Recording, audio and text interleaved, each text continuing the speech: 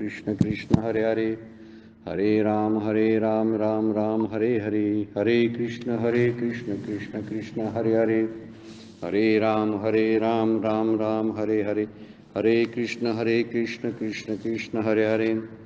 ब्रह्मानंदं परमसुखदं केवलं ज्ञानमूर्तिं द्वन्द्वातीतं गगनसदृशं तत्त्वमस्यादिलक्ष्यम् एकं नित्यं विमलं अचलं सर्वधी साक्षिभूतं भावातीतं त्रिगुणरहितं सद्गुरुं तं नमामि।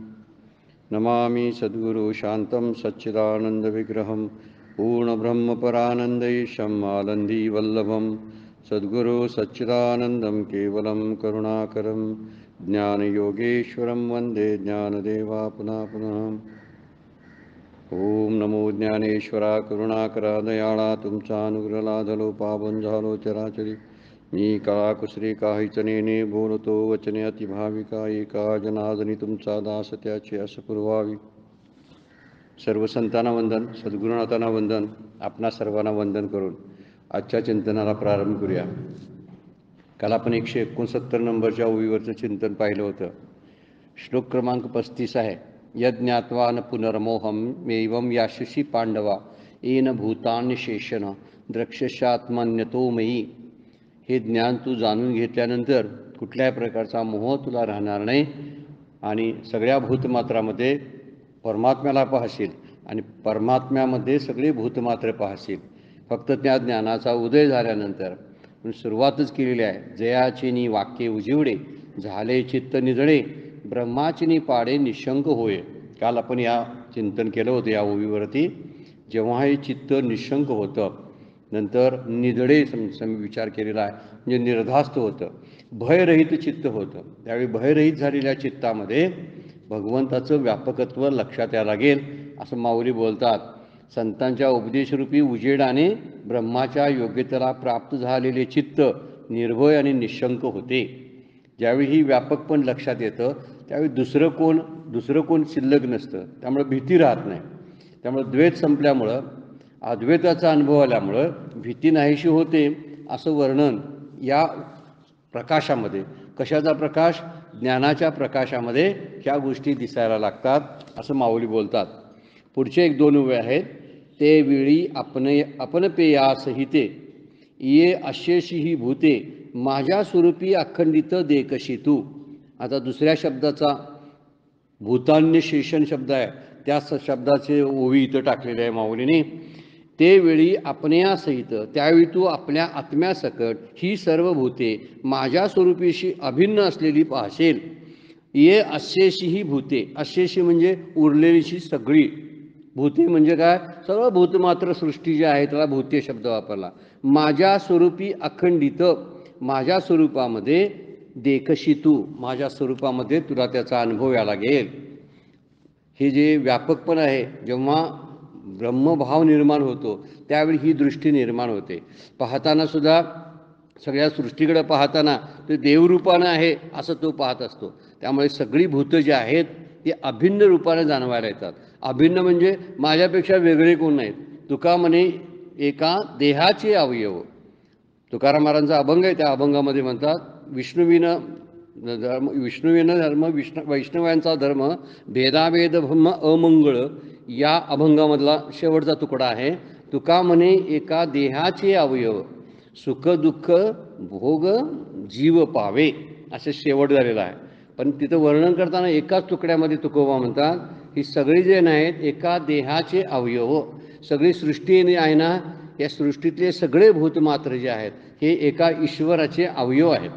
किती सुंदर कल्पना केलेली आहे। आणि इथं हा जो आहे, जो पाहणार आहे, जेव्हा त्याला ज्ञान होतं आणि मोह संपतो त्यावेळी ही सगळी भूतं अभिन्न आहेत असे कळेल आणि आपणासकट सर्व विश्व तुला ब्रह्मरूप आहे असं वाटायला लागेल।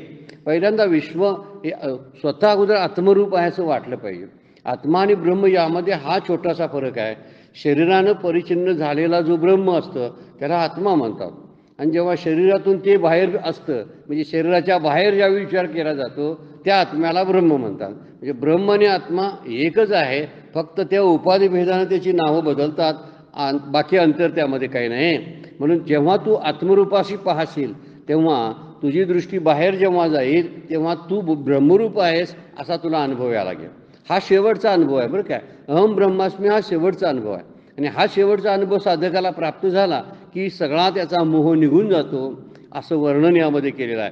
त्यामुळे सर्व भूत मात्र भगवंतामध्ये आहेत आणि भगवंत हे सृष्टीची विविध रूपातून प्रकट झालेला आहे असं त्याला अनुभव यायला लागतो.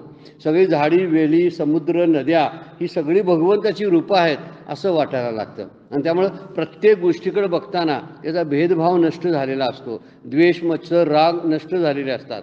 कुठलीकडं आसक्ती बुद्धीनं पाहत नाही आणि कुणाकडं मत्सरानं पाहत नाही. कारण त्याला वाटतं हे माझंच सगळं आहे. माझंच असल्यामुळं तुका म्हणे जे जे भेटे ते ते वाटे मी ऐसे तुकाराम महाराज म्हणतात. जे जे मला रस्त्याला भेटतात ना ते मीच आहे असा मला आतमध्ये अनुभव यायला लागलेला आहे. ह्या अनुभव हा शेवटचा अनुभव आहे. याला ब्रह्मभाव म्हणतात. ह्या ओवीमध्ये म्हणतात कारण सर्व विश्वाचा अधिष्ठान परमात्मा आहे त्यामुळे दिसताना परमात्माच दिसणार आहे. ज्यावेळी मोह जातो आणि मोह गेल्यानंतर रज्जूमधलं जे रज्जूपण आहे रज्जू सर्पाच्या दृष्टांतामध्ये वर्णन करताना त्यातलं रज्जू पण संपलं ना त्यातला सर्प पण संपलं ना तर त्याचं रज्जुत्व लगेच स्पष्टीकरण व्हायला लागतं. दुसरी काही शिल्लकच राहत नाही ना. तसा या सृष्टीमध्ये असणारा जो मोह आहे आपल्या ह्या सगळ्या प्रपंचाबद्दलचा आसक्ती जेव्हा आणि मोह जेव्हा निघून जातो तेव्हा त्या सृष्टीबद्दलची ही जी ब्रह्मभाव ज्याला आपण म्हणतो तो सगळीकडे दृष्टीच पडायला लागतो. त्यामुळे सगळ्या विश्वाचं अधिष्ठान हे भगवंत आहे परमात्मा आहे याची जाणीव व्हायला लागते. म्हणजे ब्रह्म हे अधिष्ठान आहे आणि त्याच्यावरती दिसणारं जग हे त्याचं एक अध्यस्त आपण म्हणतो त्याला जग हे अध्यस्त रूपानं भासतं आहे. आणि त्यामुळे त्याचं वर्णन इथं केलेलं आहे. सर्व सृष्टी जी आहे ही सृष्टी ईश्वराचंच एक रूप घेऊन नटलेली आहे याची जाणीव त्याला व्हायला लागते. ही फार मोठी वरचा अनुभव आहे. त्यामुळं तू अगोदर स्वतः पाहशील स्वतःमध्ये असं वर्णन अगोदर करतात. स्वतःमध्ये सगळी भूतमात्र अगोदर पाहशील आणि मग सगळी भूतमात्र आहेत ही परमात्म्यामध्ये पाहशील म्हणजे ब्रह्मरूपानं पाहशील. अगोदर आत्मरूपानं तू स्वतःचा अनुभव घेशील. अगोदर हा आत्मरूपाचा म्हणजे ज्यावेळी उपदेश केलेला असतो त्या ज्ञानाचा गुरुनी किंवा संतांनी त्यावेळी ते तू आहेस अशी जाणीव होते. आणि ती तू आहेस अशी जाणीव झाली की ती आपल्यापुरती मर्यादित असते. पण जे तू आहेस अशी जी जाणीव झालेली आहे आणि जे बाहेरचं विश्व आहे ते तू एकच आहात अशी जेव्हा मोठी व्यापकपणानं जाणीव होते त्यावेळी तो त्या ब्रह्मभावामध्ये रत होतो किंवा मग्न होत असतो. म्हणून तू प्रथम काय कर स्वतःला स्वतःमध्ये पाहायला अगोदर सगळ्या जगाला जग स्वतःमध्ये पहा. जेव्हा जगाला स्वतःमध्ये पाहशील तेव्हा ते मी आहे असं तुला आहे आणि नंतर त्या विश्वामध्ये परमात्मा पाहशील. दोन वेगवेगळ्या गोष्टीनं दोन वेगवेगळे शब्द वापरलेले आहेत. तू नंतर परमात्म्याला पाहशील. प्रथम तुला आत्मतत्वाने ज्ञात होईल आणि नंतर ब्रह्मज्ञान होईल. आत्मज्ञान आणि ब्रह्मज्ञान मधला हा छोटासा फरक आहे लक्षात ठेवण्यासारखा आहे. कदाचित याची चर्चा फारशी होत नाही पण आत्मज्ञानाचा विचार जो आहे तो अगदी एखाद्या पर्टिक्युलर व्यक्तीपुरता आहे. तो आत्मज्ञानाचा अनुभव जो आहे ते आत्मज्ञान प्राप्त होतं आहे एका अन्वयाच्याबद्दल. पण जेव्हा आत्मज्ञान व्यापक होतं ना आणि त्यावेळी त्याचं ब्रह्मज्ञानामध्ये रूपांतर होतं. संतांना ब्रह्मज्ञान होतं आणि ब्रह्मज्ञान होतं म्हणूनच त्यांच्या सगळ्या सृष्टीवरती त्यांचं प्रेम होतं. आत्मज्ञानानं हे होईल असं नाही. मात्र खूप लोक आत्मज्ञानी होऊन गेले की ज्यांनी ही जीवनमुक्त अवस्था प्राप्त करून घेतली पण त्यांना सृष्टीशी घेणं देणं असेल असं मात्र सांगता येत नाही. पण ज्यांना ब्रह्मभाव प्राप्त झालेला आहे त्यांनी मात्र सगळीकडे बघताना त्यांना भगवंताची रूपं दिसतात. जे जे दृष्टी दिसे ते ते हरिरूप पूजा ध्यान जप त्याशी नाही. नाथांच्या हरिपाठामधला तुकडा आहे. ते काय म्हणतात जे जे दृष्टी दिसे ते ते हरिरूप. जेव्हा असं दिसायला लागेल ना संपूर्ण सृष्टी जी आहे ती हरिमय वाटायला लागेल तेव्हा त्या व्यक्तीसाठी पूजा ध्यान आणि जप या गोष्टी शिल्लक राहत नाहीत. कारण ब्रह्मभाव जागृत झालेला असतो. म्हणून आत्मज्ञानातून तू प्रवेश करशील ब्रह्मज्ञानामध्ये. एकदा आत्मत्वानं जाणलंस की ब्रह्मभाव जो आहे तो तुझ्यामध्ये कळायला लागेल. म्हणजे एखादी लाट समुद्राच्या पाण्याकडे पाहते आणि मीच सागर आहे आणि त्या लाटा ह्या माझ्यामध्ये आहेत असं वाटतं त्या लाटेला. पण केव्हा त्रयस्थपणाने बघेल तेव्हा लाट जेव्हा बाहेर येते आणि समुद्राकडे बघते त्यावेळी तिला दिसायला लागतं की हे सागर हा जो समुद्र आहे तो मी आहे आणि त्या लाटा माझ्यामध्ये आहेत असं वाटायला लागतं. पण जेव्हा नंतर कळेल की माझ्यासह म्हणजे लाटेसह सर्व पाणी जे आहे ते सागर आहे, तो सगळा सागर मीच आहे अशी जाणीव होईल. भिन्नत्व कधी असतं? सागरापासून लाट स्वतःला भिन्न समजते तेव्हा. म्हणून जीवानं स्वतःला बाजूला केलं, त्यामुळं त्याला परिच्छिन्नत्व आलेलं आहे, मर्यादेमध्ये जीव राहिलेला आहे. जेव्हा तो आपलं परिच्छिन्नत्व सोडतो आणि व्यापक होतो तेव्हा ब्रह्मभावाला प्राप्त होतो. श्रुती म्हणते सर्व खलु इदम ब्रह्म, म्हणजे सगळीकडे जे सृष्टीमध्ये दिसतं हे सगळं ब्रह्मरूप आहे. हा ब्रह्मवाद म्हणतात त्याला. हे जे वाद सांगितलेले आहेत ना, त्या वादामधला जो ब्रह्मवाद आहे तो ब्रह्मवाद इथं प्रकट होतो. हे शेवटचं ज्ञान आहे की ज्याला आपण ब्रह्मज्ञान म्हणतो. म्हणून माऊलीसुद्धा 12व्या अध्यायामध्ये एक सुंदर तुकडा आहे. जगची देह झाले म्हणून प्रिया प्रिय गेले, हर्षामर्ष ठेले दुजे नवीन. त्याला द्वैत शिल्लक नसल्यामुळं जगची देह झाले. जग हा त्याचा देह होतो. आता जगच जर देह झाले तर जगामधल्या असणाऱ्या वस्तू ज्या आहेत त्याचे अवयव होतात. त्यामुळे कुठलीही घडामोड जरी घडली तर त्याच्या संवेदना त्याला जाणवतात, म्हणजे तो प्रेमळ होतो. सगळ्या सृष्टीकडे प्रेमभावानं बघायला लागतो. ही संतांची दृष्टी आहे बरं का, ही इतरत्र बघायला मिळत नाही. फक्त ज्ञानाला हे कळणार नाही, लक्षात ठेवण्यासारखी गोष्ट आहे. जर भक्तीचा स्पर्श नसेल ना तर ह्याला हा प्रेमभाव जागृत होणार नाही. तो ज्ञानी त्यामध्ये रममान असतो की आपलं ज्ञान आणि आपण यामध्ये त्या आत्मज्ञानाचा अनुभव आहे. पण हा अनुभव जो आहे हा ब्रह्मज्ञानाचा अनुभव आहे की जो संतांनी घेतला. संतांना सगळी सृष्टी जी आहे ती ब्रह्मभावानं बघत होते. कुठं जातील तिथं, जेव्हा नाथांनी गाढवाला पाणी पाजवलं, जे कुठं काशी यात्रेला निघाले होते आणि त्यावेळी जे पाणी पाजवलं ते कोणता भाव असेल?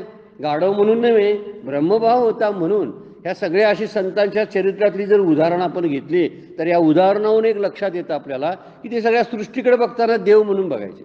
सगळीकडे देव त्यांना वाटायचा आणि तो अनुभव तुला येईल असं इथं भगवद्गीतेच्या श्लोकामध्ये सांगितलेलं आहे. आणि माऊली पण तेच बोलतात, नंतर हे जग जे आहे माझ्या व्यतिरिक्त दुसरं जगामध्ये कोणी नाही, मी एकटा असा अर्थ आहे.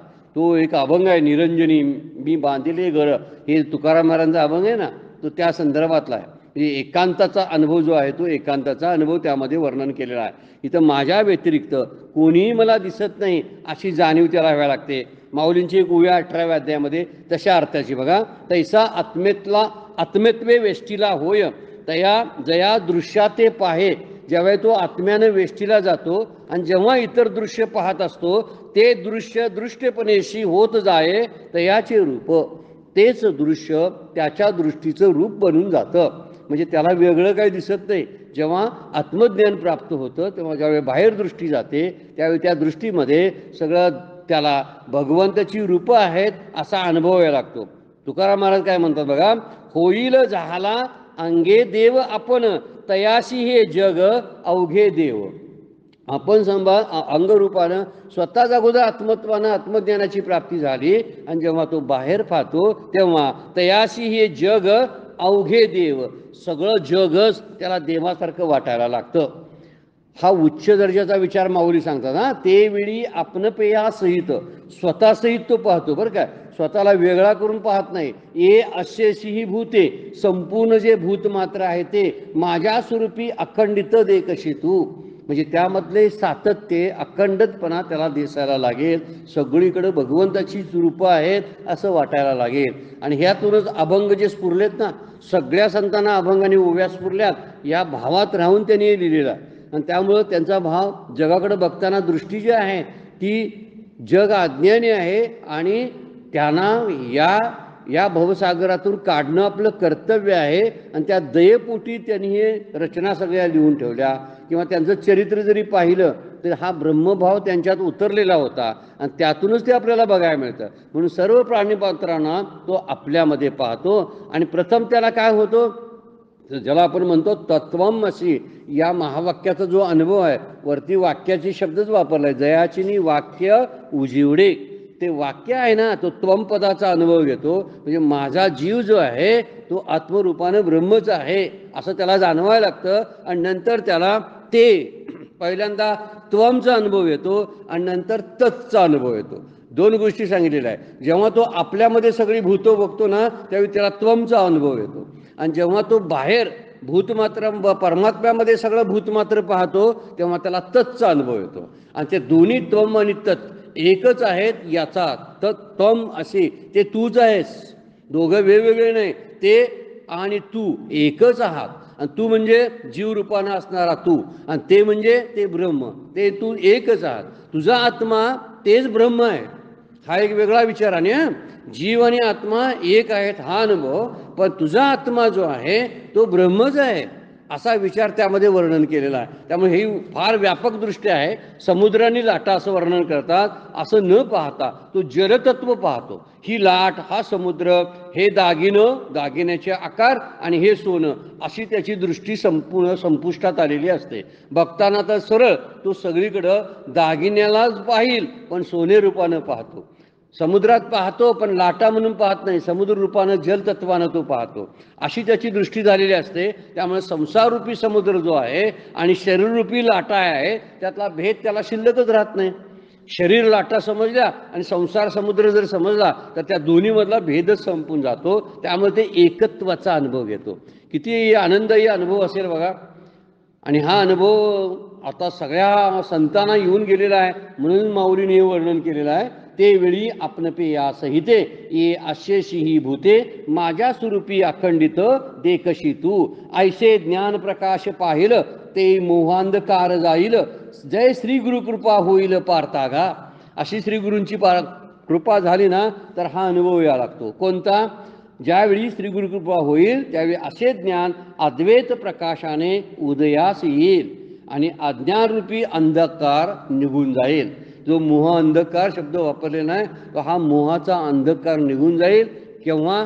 श्री गुरूंची कृपा आपल्यावरती झाल्यानंतर हा सगळा अंधार निघून जाईल आणि ज्ञानाचा प्रकाश तुला दिसायला लागेल. सगळीकडे ज्ञानरूपानं तूच भरलास असं तुला वाटायला लागेल. पण हा अंधार जायला श्रीगुरूंची कृपा असायला लागते. अद्वैत मकरंदामध्ये पहिला श्लोक आहे बघा. कटाक्ष किरणांचांत महामोहाब्दे नमः, अनंत आनंद कृष्ण आहे जगद मूर्ते. वर्णन करताना म्हणतात कटाक्ष किरणांचा अंत. त्या कटाक्ष जे आहे ना श्रीगुरूंचा जो कटाक्ष आहे, त्या कटाक्ष नुसता जरी पडला तरी महामोहांत अंधकार जो आहे मोहाचा, तो सगळा मोहाचा समुद्र आटून जाईल म्हणतात ते, आणि त्याचा नष्ट होतो. इतकी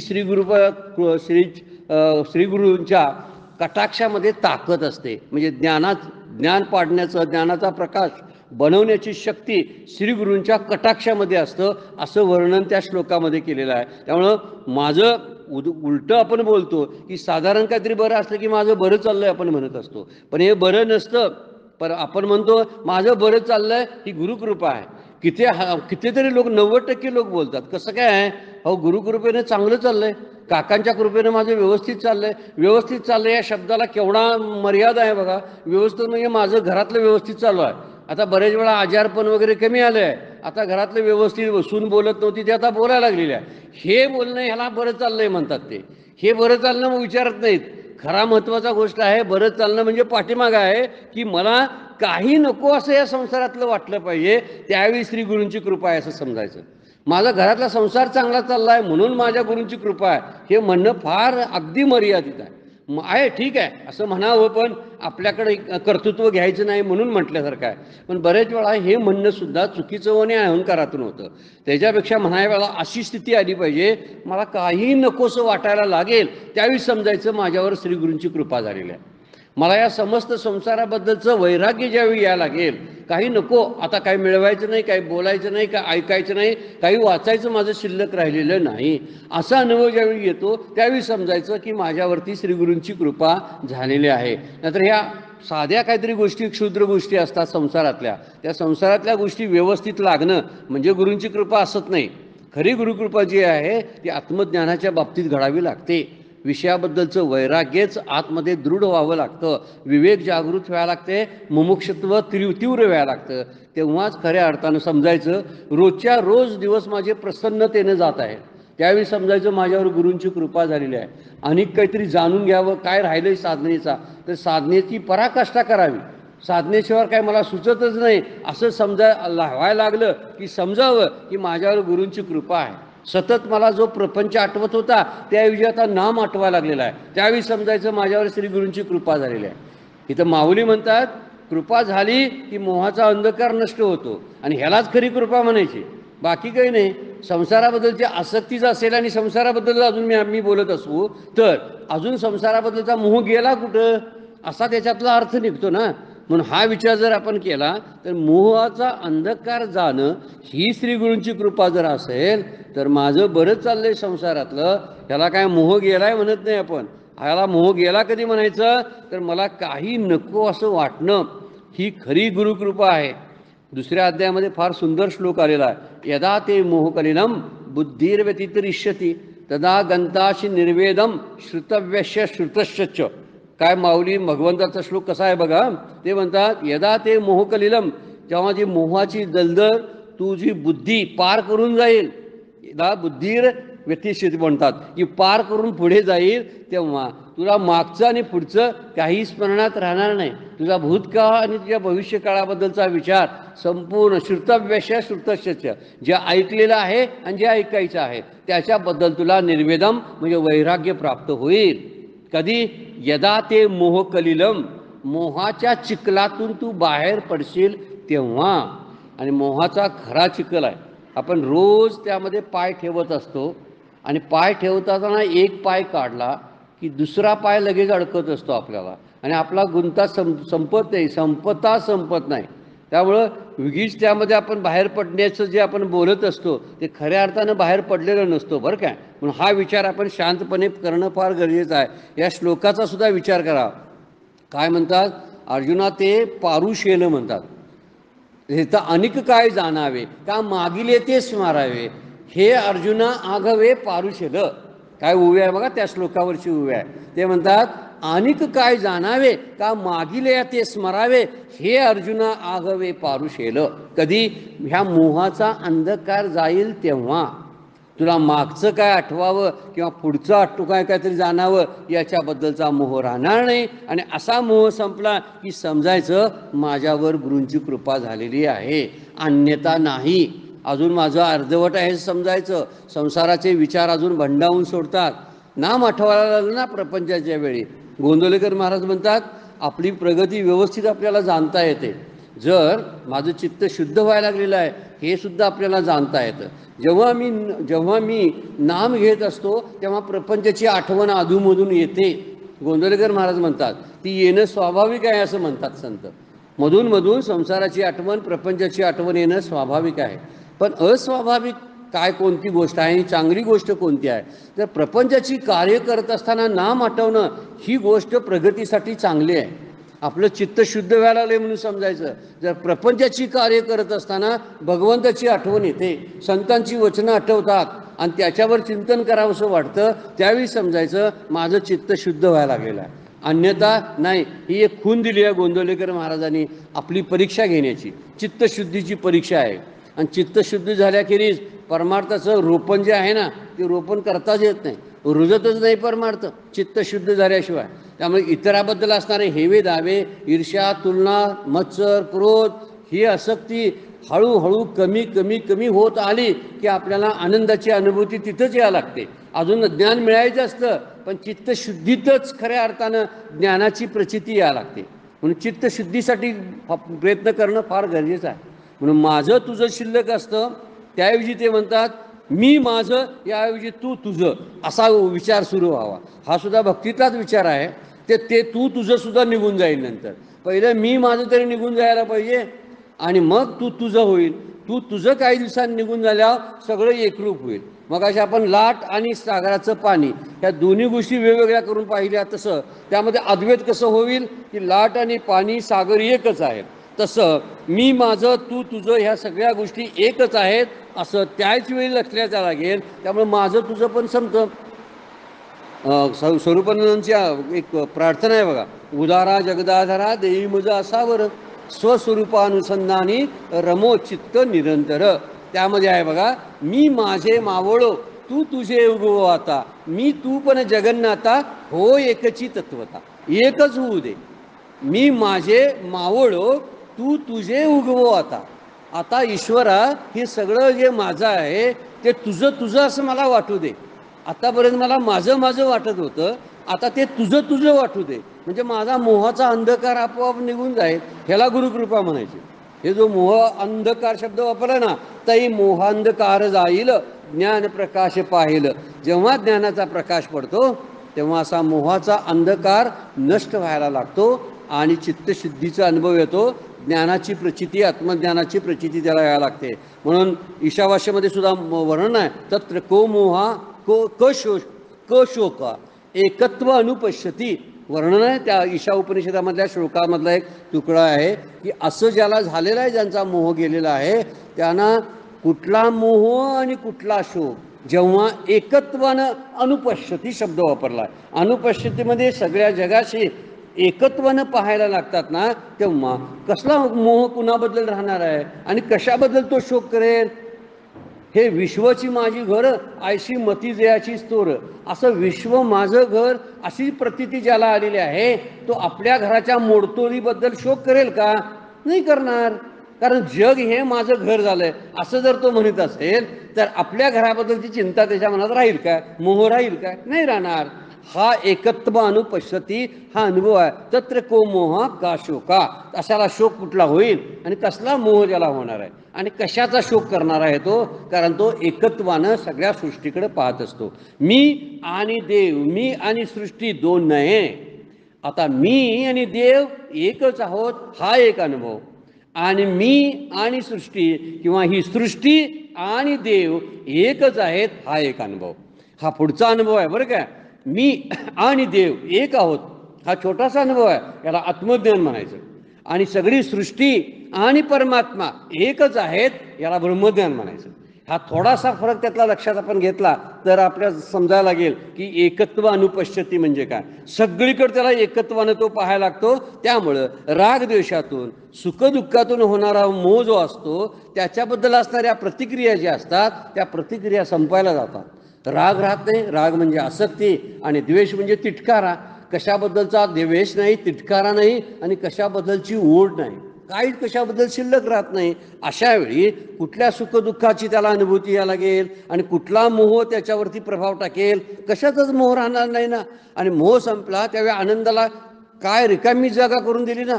मोह गेला की त्या ठिकाणी आनंद जीवन भरतो. जागा मोकळी झाली की हवा कधी रिकामी जागा ठेवत नाही, पोकळी झाली की त्या ठिकाणी हवा येत असते.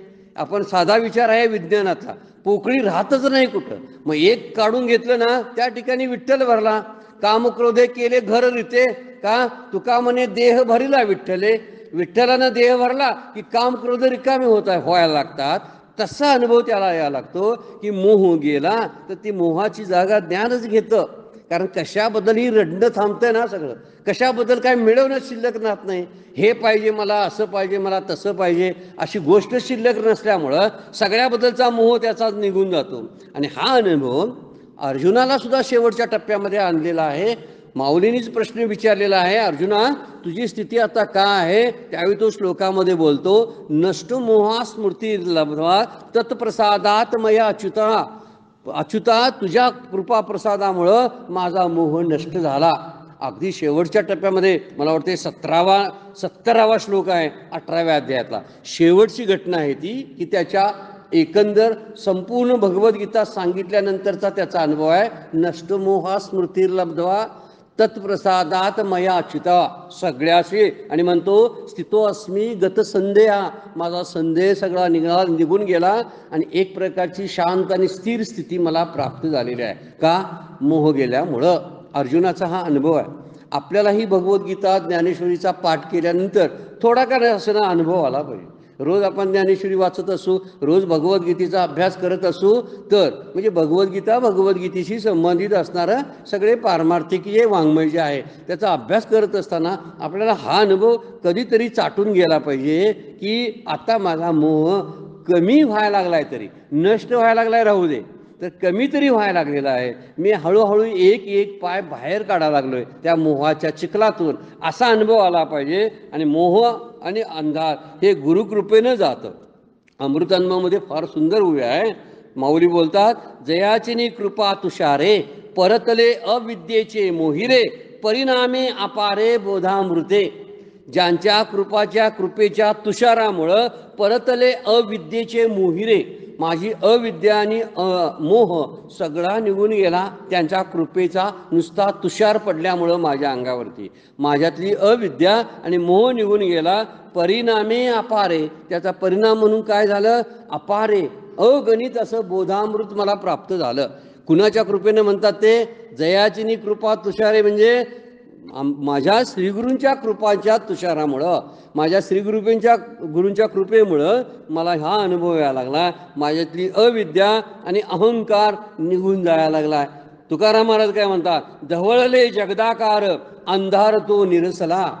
सगळं जग ढवळून निघालं आणि ढवळल्यानंतर सगळा अंधार निघून गेला. ह्या डोळ्यापुढे असलेले अंधार जे आहेत आपलेच आहेत. संसाराबद्दलची आसक्ती हाच अंधार आहे. मुळात अज्ञान हा अंधार आहे, मोह हा अंधार आहे, आणि तो अंधार आपोआप जायला लागलाय असं तुकाराम महाराज म्हणतात. म्हणजे या ओवीमध्ये बोलतात, ऐशे ज्ञान प्रकाशे पाहिलं ते मोहांधकार जाईल, जे श्रीकृपा होईल पार्थागा. या ठिकाणी 169 नंबरची ओवी आणि 171 नंबरची ओवी लिहून घ्यायची आहे. तिथं आपण खुणा करून ठेवा.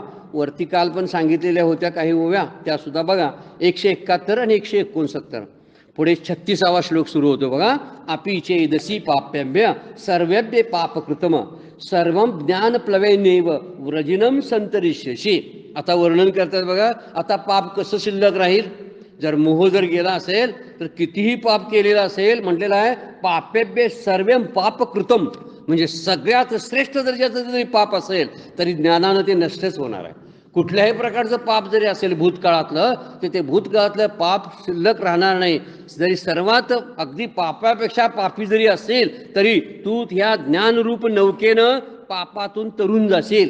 ज्ञानप्लवेन शब्द वापरलाय, आणि ज्ञानप्लवेन म्हणजे ज्ञानाची नौका. ह्या ज्ञानाच्या नौकेतून तू पलीकडे जाशील. कितीही पापी असला तरी पापातलं सर्वश्रेष्ठ दर्जाचं पाप असा शब्द वापरलाय भगवद्गीतेनं. त्यामुळं ही जे सर्वात मोठं पाप जे असतं ते पापसुद्धा तुझं निरसून जाईल.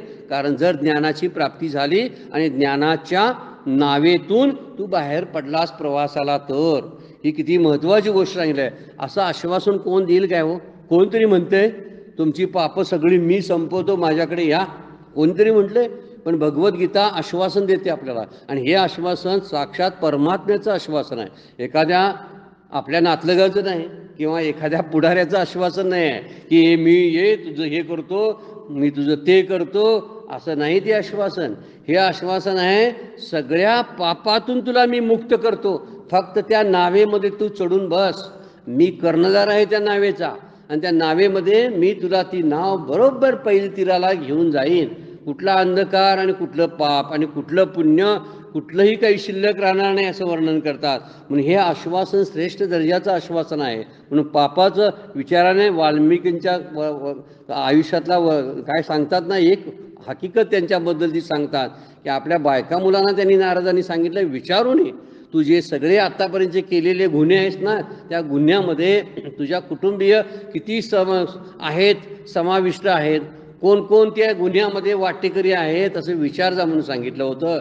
पण सगळेजण चांगल्याचे वाटेकरी असतात, वाईटाचे वाटेकरी कोण नसतात.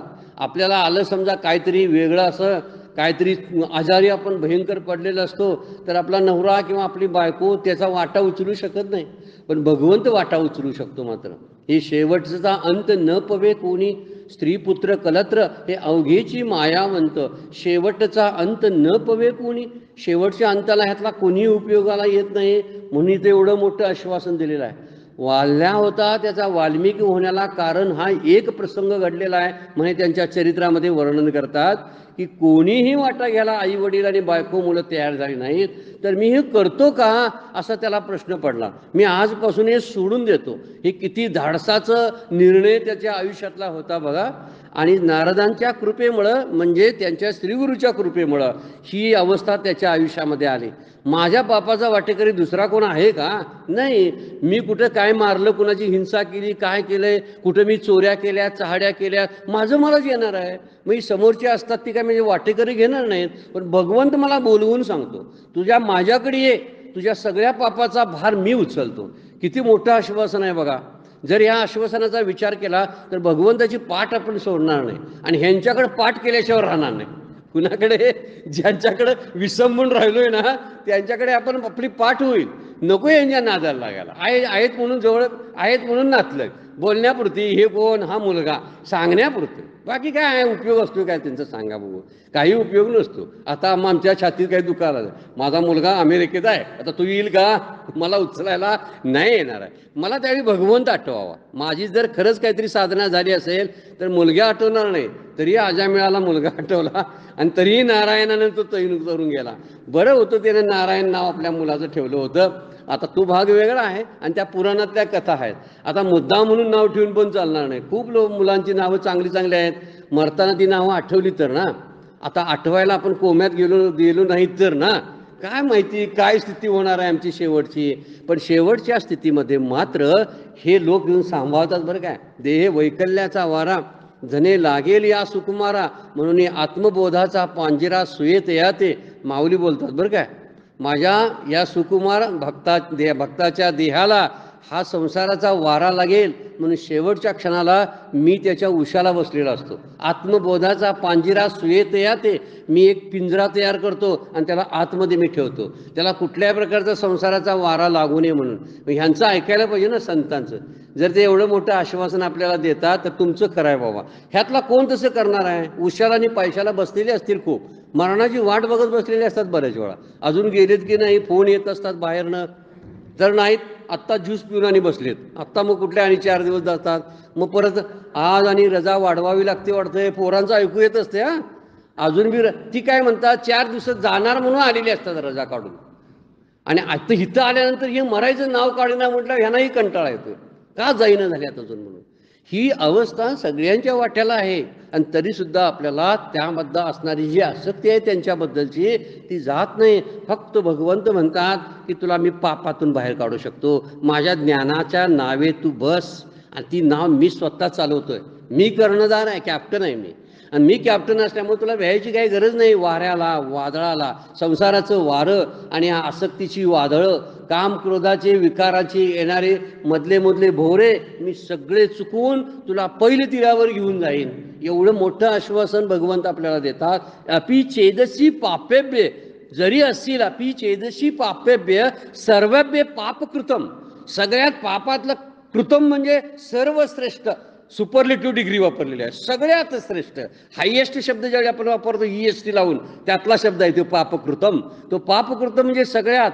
सर्वम ज्ञान प्लवे नेव व्रजिनम संतरिष्यशी, तुला मात्र या नावेतून मी तुला निश्चित घेऊन जाईन, फक्त त्या ज्ञानाच्या नावेमध्ये बैस, तुला दुसरं कोण घेऊन जाणार नाही. इतकं मोठं आश्वासन या श्लोकामध्ये भगवंत देतात.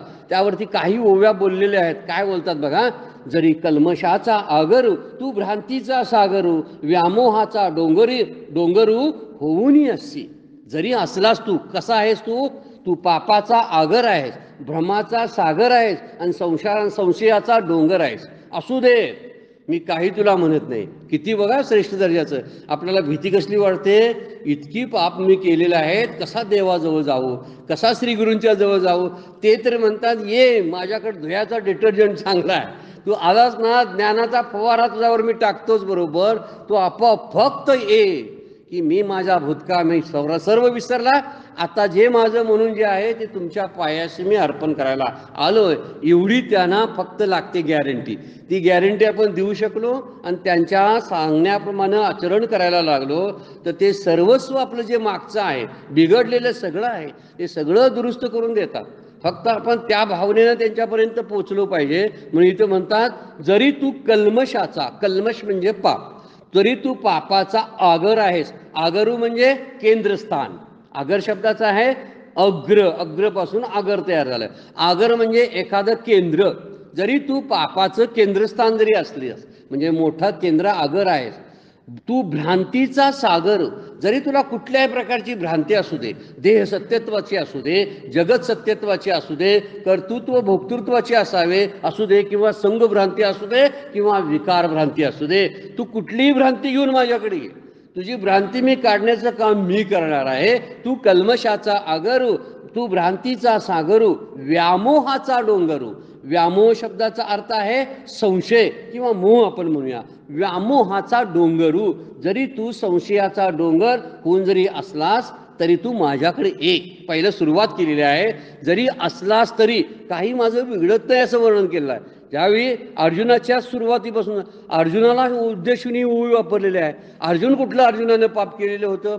काही नाही पाप, पण तो म्हणत होता माझ्याकडून पाप घडेल. त्याच्याकडे तोंडात ओवी सुद्धा श्लोक पण टाकलेला आहे की माझ्याकडं मित्रवध होईल, गुरूंचा वध होईल, पितामह भीष्मांच्यावर मी बाण कसा सोडू आणि त्यामुळं मला पाप लागेल, गुरु द्रोणाचार्य ज्यांनी मला विद्या शिकवली त्यांच्यावर मी कसा शस्त्र उगारू, त्यामुळं मला पाप लागेल, अशी त्याची भाषा आहे. त्या भाषेला उद्देशून हा श्लोक भगवान बोलायला लागले ना.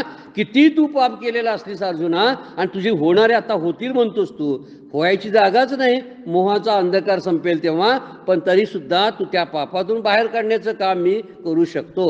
म्हणून भ्रांती कुठली बी असू दे, भ्रांती शब्दाचा आहे चुकीचे समज जे असतात त्याला भ्रांती म्हणतात, किंवा जे मिथ्या ज्ञान असतं ना, जे असतं एक आणि वाटतंय वेगळंच, हे मिथ्या ज्ञान असतं.